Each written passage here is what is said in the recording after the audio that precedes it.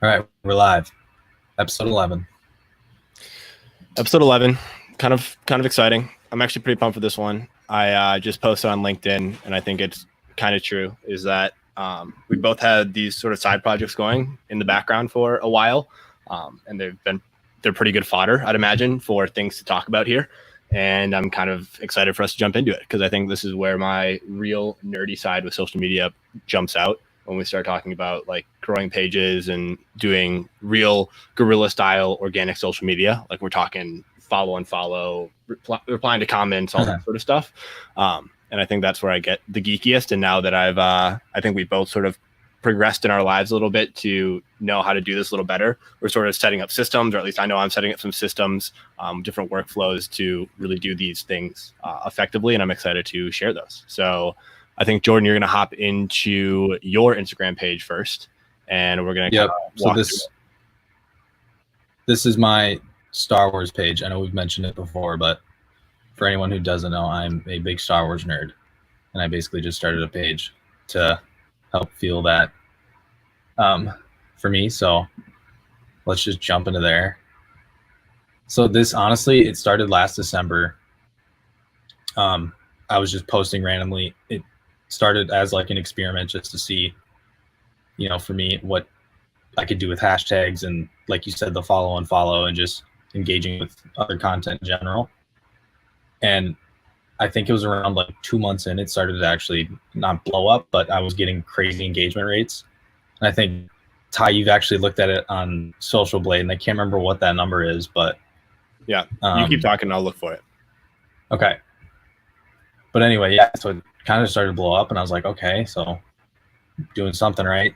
I have all these cool content formats I'm posting consistently, like what's really working. And I really just put together like a list of some things that I thought worked on my end or what really stood out. Number one is the consistency aspect. So it's, posting at least every day. Yep. Similar pieces of content, stuff that's going to engage people. Everything Star Wars related, obviously. It's a really niche down page. And I think that's important. And kind of in that same topic of niching down, it's using, like, I use the same hashtags every single time. If I can pull, can you see that? No, you can't see that, but I have it pulled up in my notes right now, like a list of, like, I think you can only have 30 on Instagram. Yep. But it's 30 hashtags I use every single time for every single post. And that's where I get most of my engagement is from hashtags. So people just scrolling through and seeing my posts, whether they're looking through hashtags or possibly pops up on their explore page. Yeah. But consistency in that sense is huge. Go ahead. I just want to jump in and share some crazy numbers. I just looked it up on Social Blade. Yeah. I didn't even realize how crazy these were. So you have over 74% engagement, which is insane. For people who don't know, engagement rate is measured by how many likes and comments you get on a post compared to, so the sum of that divided by how many followers you have. So Jordan, according to Social Blade, and you can verify here, has just over 3,100 followers and gets 2,300 likes and 38 comments per post, which is absolutely insane. And you're gaining, it looks like, about 300 followers a month, which is crazy, especially when we hop into some mic'd up stuff, because I'm literally scratching and clawing for every single follower. And you have this kind of, for lack of a better term, on autopilot. Like you're scheduling stuff out, but you're not on here every single day, like really, really digging into it. And I think that goes to show, I think, the market potential here, but also just your knowledge of the content. 74% engagement rate almost feels like a fake number, but I've seen your content before. It blows up way more often than it doesn't, and that really contributes to it. So that's and that could be attributed to like the community too. Like, I don't know if everyone just engages with, just because it's Star Wars, they just engage with it more. But and kind of going back to like when I first started it, it wasn't so much on autopilot for me. I did have to, I did some follow and follow. I was, putting in my 2 cents on every Star Wars post that I saw and all that stuff. But you said now, I literally plan out probably a month's worth of content and then just let it go. And then occasionally I'll hop in and engage with, people who are commenting and stuff like that. But yeah, So I have a question. So did you start this account from scratch, from complete zero? Yes. Super impressive. And I sort of, knowing best practices on Instagram, there's sort of a threshold of about 2,000 to 3,000 followers. So you're a little bit past that, of where your stuff will start really ranking on the explore page and really start ranking in hashtags and different stuff like that. How did you grow up to, or what was your growth pattern like? Maybe I should ask, like, how did you get to your first 500, your first 1,000, and how did you get to where you are right now? So I think from like probably 0 to 500 was kind of a gradual, like, had to work for that number, that follower count. Yep. And then it kind of blew up from 500 to, I want to say 2,500. Wow. So in that range. And then like that was probably the fastest growth for me, was at 500 to 2,500. And then now it's kind of just been slowly tapering off. But that's, again, attributed to me kind of just leaving it on autopilot and just scheduling everything out. So you went probably follow and follow for that first 500, and then by hitting hashtags effectively, and by probably doing a bit of like hitting the explore page quite a few times, you saw that next 2,000 followers in growth. Okay, that's really crazy. 100%. I think I know this is sort of your first rodeo, but that doesn't happen for a lot of people listening like that often. So I think that's, like I said, really attributes to you knowing what the market needs, or what people are looking for, and being really in tune with that. And it was really cool because I mean, that was my goal, was just kind of see what I could do, because I was more curious of, you know, basically the topic of today's podcast, like how fast I could grow this account, or if I could grow it, and would I get annoyed by it? Because honestly, it was a grind for a while, and I had to figure out, like you see with all this, like I mentioned before, I pulled this Twitter kind of format from you, and it's stayed consistent throughout, you know, the page. And I, you know, dabbled with this like Polaroid kind of style right here. And like, I was just testing out different pieces of content to see what engaged more. And I guess it just started to blow up. It was so weird, but it was so cool because it was basically my own experiment that has actually turned out to be really successful. Yeah. What was, do you remember a first post that blew up? Do you remember any learnings that you took from that post? You're like, oh shoot, this is starting to work a little bit better. Was there any fat that you had to cut, anything like that? Ironically, I remember looking back, and we just scrolled past it here, but it was this like meme, and I have seen this 1,000 times before, how it feels to chew 5 gum, and then it's Darth Maul, and then the whatever he is from Game of Thrones, the Ice King, I think he was White Ice King, yeah. And this was it only has, I mean, compared to some of the other ones I've done now, it's only 804 likes. I was like, why is this one blowing up so much? And it was just like it was catching on to the hashtags. People were seeing it on their explore page. And this was the first one that I was like, okay, maybe like I'm doing something right with this, you know, this format and the hashtag. So, but then after that, it was like stuff like this. I remember this one did really well. And sometimes you can't like pinpoint exactly what it is that draws people in, but you got to take like, you know, little bits and pieces away from it, like this, you know, 3-movie format and little fun facts and stuff like that. That's, I think, been huge for this.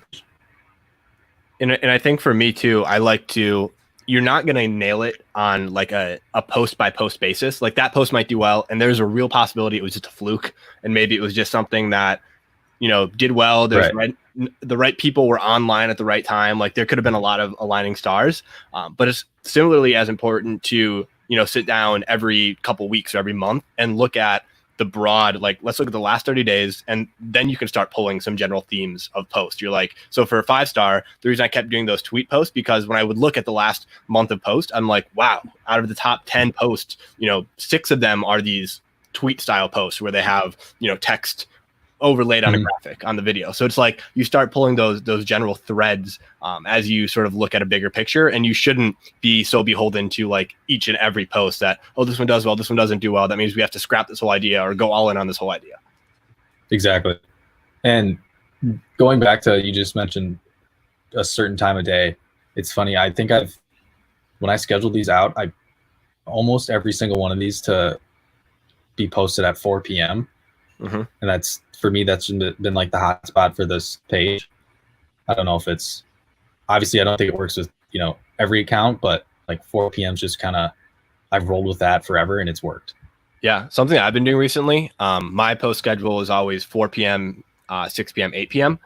And I actually started pushing back that interval time frame to 6 p.m., 8 p.m., 10 p.m. just because I realized I wasn't really capitalizing. I think it's a general consensus that sort of those the late afternoon, early evening times are the best. That's when people are at home, probably a little less so today when everybody's just always at home. But I realized that I wasn't capitalizing, being in central time, there's people that are 2 hours behind us. So their 4 p.m. or our 4 p.m. is their 2 p.m. And my latest post at 8 p.m. was only 6 p.m. for them. So like there was still a couple hours where stuff was relevant for them. And so I was trying to see how far I could push it out. And I've seen my 10 p.m. posts perform really well and sort of see an overall growth in followers just because I'm starting to think about, more people than just those in the central time zone. That's a great point.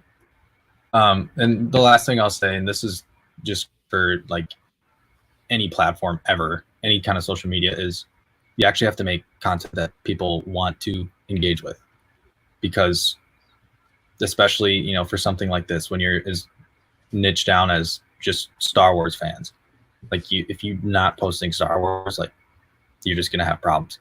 So you got to make content that people want to see, got to stay relevant. You got to stay consistent. But yeah, that's all I have. I totally agree. So does a lot of your stuff hit the Explore page now? Do you find, or are you still, I have to imagine a lot of your stuff is now sort of ranking on the Explore page and not just hashtags anymore. Right. Yeah. So that has evened out. But yeah, like I mentioned before, it was almost all hashtags for that first, I think that 500 follower to 2,500. Honestly, that's when I saw most growth. So that was, kind of a critical point. But are you doing anything now? Because I know we talked about this in the past, I think just last week, with sort of getting into a rhythm of scheduling content and stuff like that. Do you find that you take some time to think about how you can keep evolving your content, or have you just kind of found a good rhythm and you're just kind of going with it right now? So I'm in this rhythm where, like I said, it's very hands off, and I appreciate that because I can just put a couple hours into it and then let it roll. But there are times where, like if, some breaking news comes out and I don't post it because I haven't had it scheduled yet, like that's what I feel like is hurting me. Then I'll end up posting it like 2 weeks later and it just doesn't do as well because it's not really relevant anymore. Right. So that's something where I'm trying to evolve, like maybe not worrying as much about how the grid looks, and because I try to get all these Twitter ones to line up, and you know what I mean? Yeah. I have like TikTok format I try to get to line up. But if I start just not worrying about that and just saying like, okay, if some like breaking news comes out, I could post that one and just get it out there.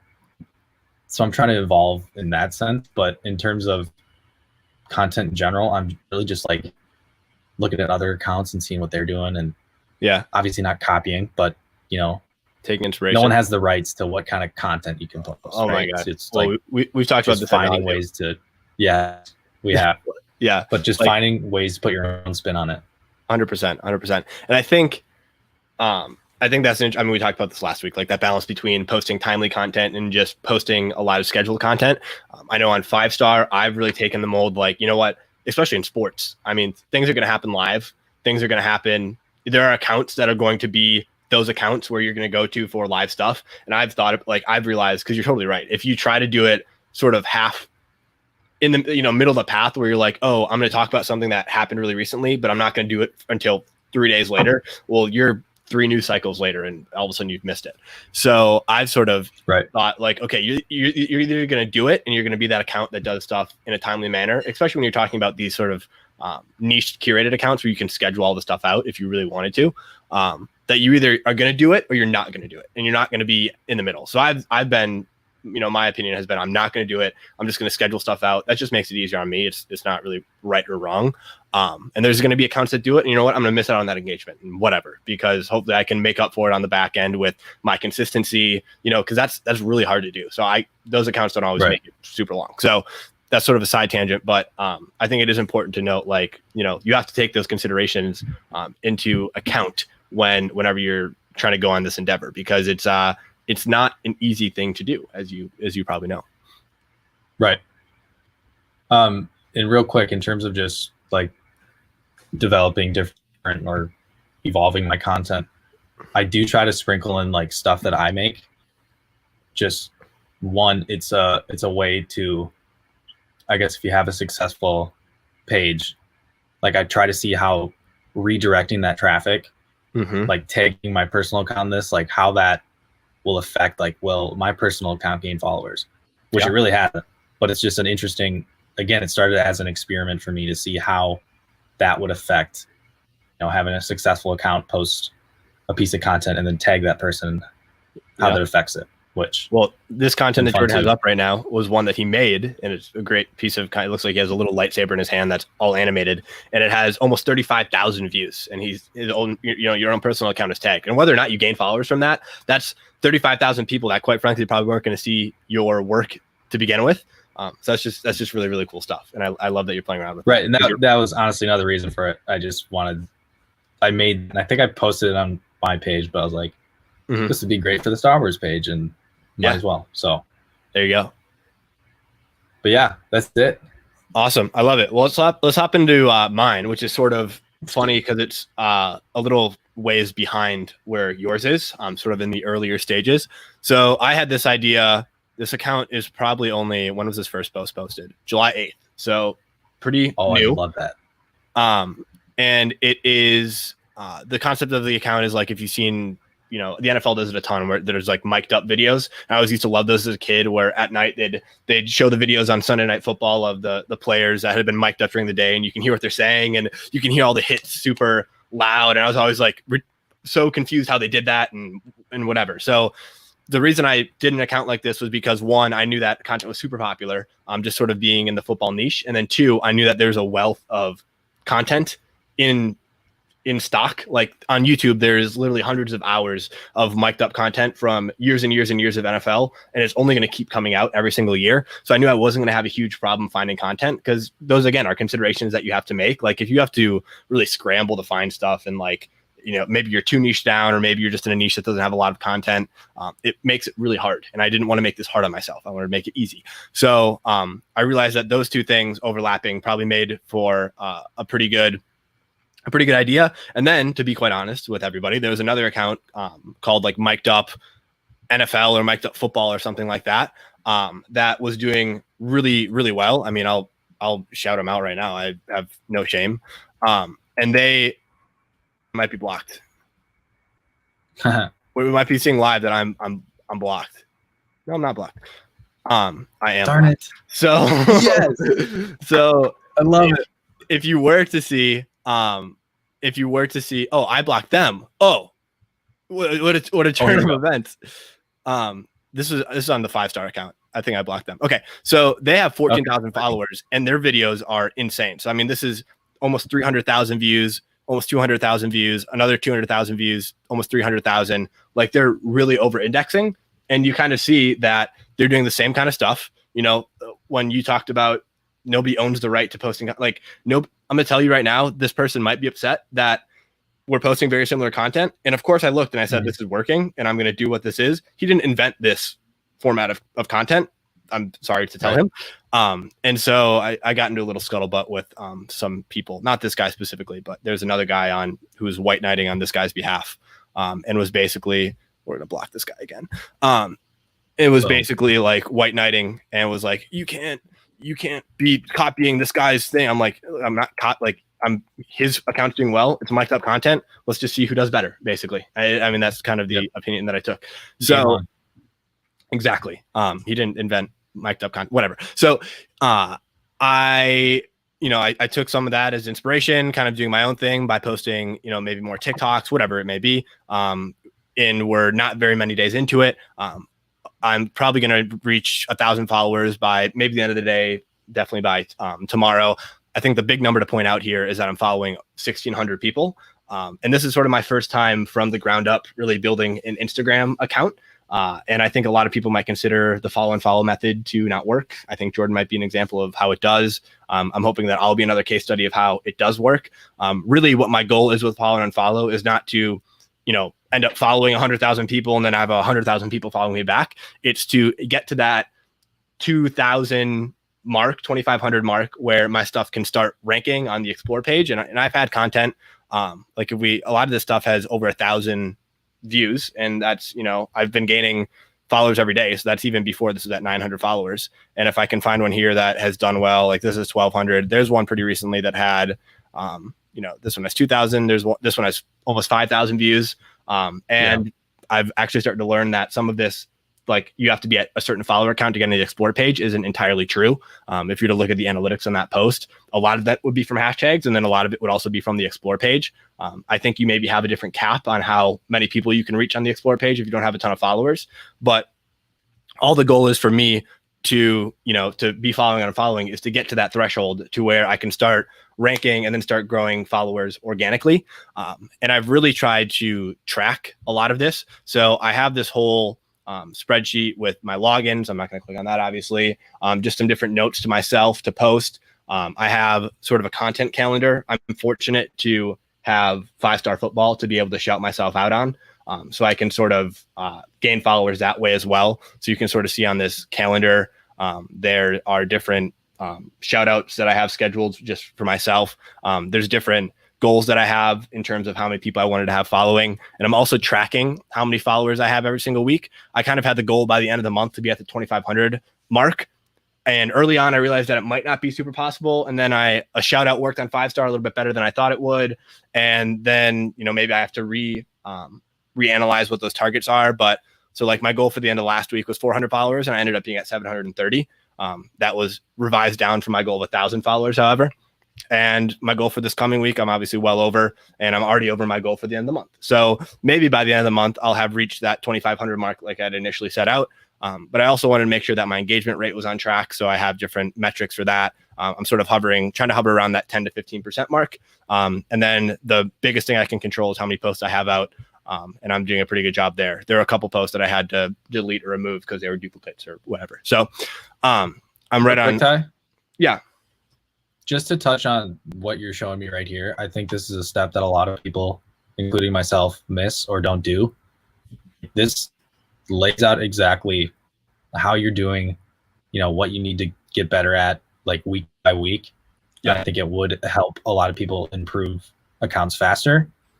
And I think it is a crucial step that more people frankly need to do. So yeah, I mean, it's really helpful. A lot of the stuff is arbitrary, but like I said, I had that goal of 2,500 followers to reach by the end of the month.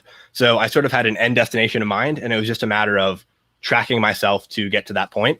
But a lot of the stuff on social media is really arbitrary, especially when you're dealing with organic. And I sort of see applications of this to working with clients. Like, unfortunately, the basis, like we talked about last week, of organic social media is there really isn't an endpoint.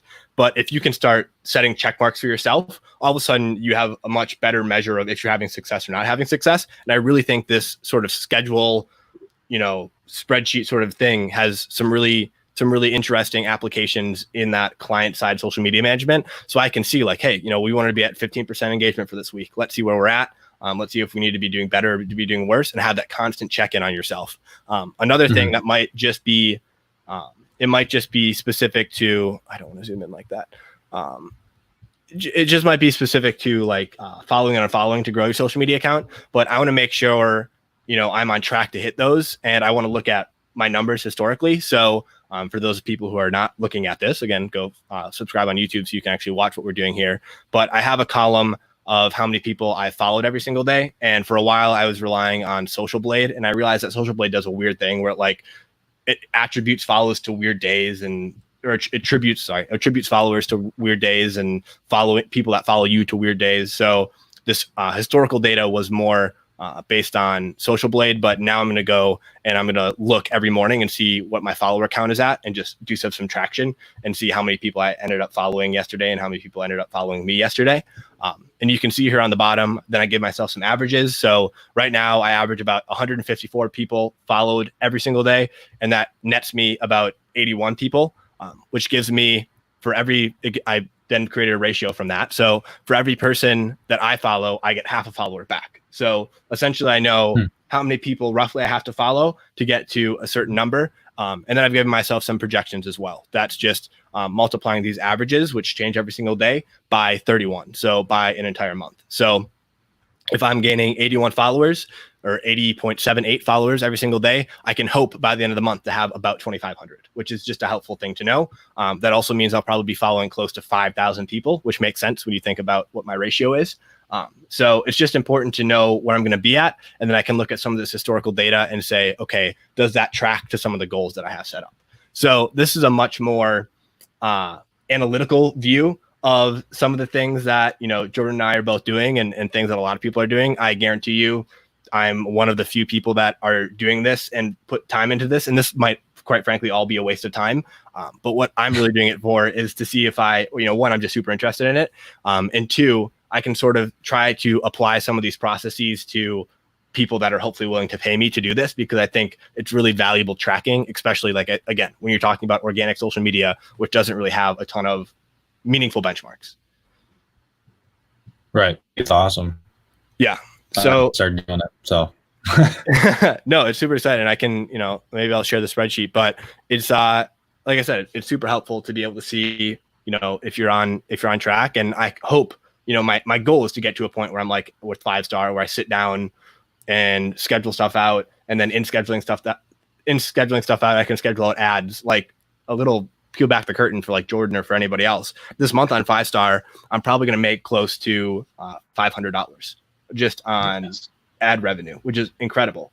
And so, and that's $500 that I spend maybe an hour and a half a week on work. So, I mean, when you think about that hourly rate or just the return on your time, it's huge. And it's really just kind of passive income for all intents and purposes. And then there's a whole side to it where you can kind of use that to leverage, your professional opportunities or whatever it may be. But I kind of want to see if I can set up almost a system to do that, where I can scale up some of these accounts and it sort of gets them to the point where 5-star is, or where your Star Wars page is, Jordan. So that's sort of the 411 on where Mic'd Up is. And I'm sure we'll check back on both of our pages again in the future, but some sort of nerdy, really in the weeds stuff this week. But I think that's some of my favorite content. I love it. And you just kind of brought up like a whole other avenue we can talk about, probably in a different episode, but like other, benefits to doing what we're doing. Like, why do we run these pages? Like, you're making $500 a month. You know what I mean? Mm-hmm. So little things like that. And then, like you said, you're able to use this, in your portfolio to show potential, clients. It's just, there's so much more benefit than just growing a page just to get some clout. Right. So, yeah, it's really set in for me because I had an internship this summer that was supposed to be full-time, moved to part-time. And for, I think, what is slated to be 12 hours a week, I make after tax like a little under $700. And I'm putting in 12 hours a week of work. And now all of a sudden I can do something that is completely under my authority, and I have all the discretion to do whatever I want with. And I don't put even a tenth of the effort into, or at least like the time into, and I'm making nearly the same amount of money. Like, that's an interesting thing to consider. Right.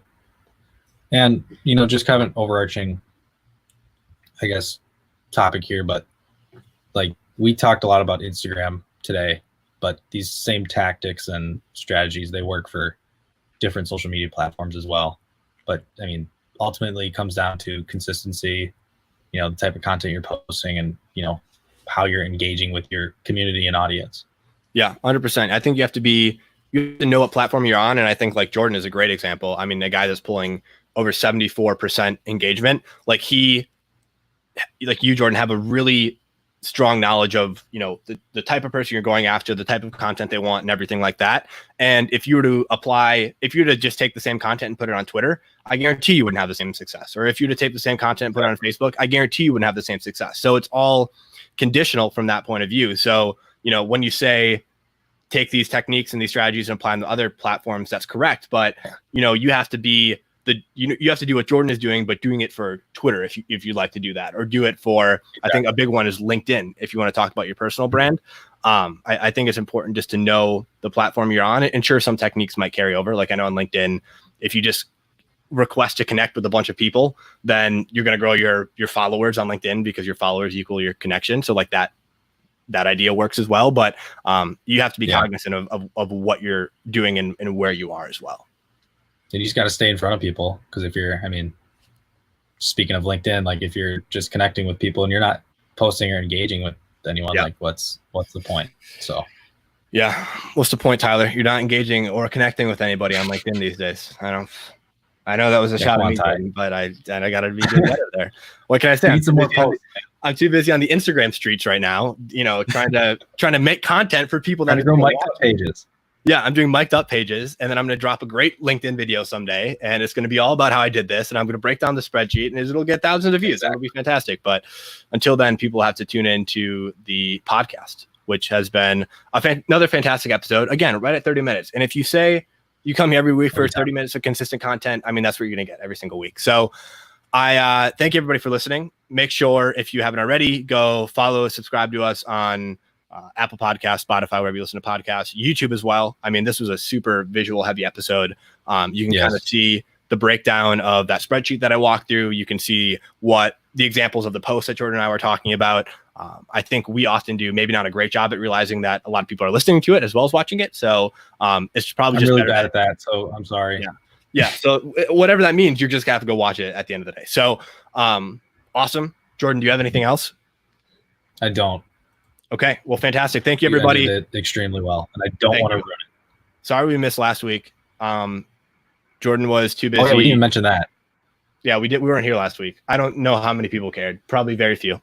But Jordan was too busy being a fiance somewhere. So whatever. That's gross. Yep. He's growing up. He has responsibilities now. He's changing on us. And I think, I'm an adult. Quite frankly, we're all very scared for you. All right. Well, thank you, everybody. We'll get out of here.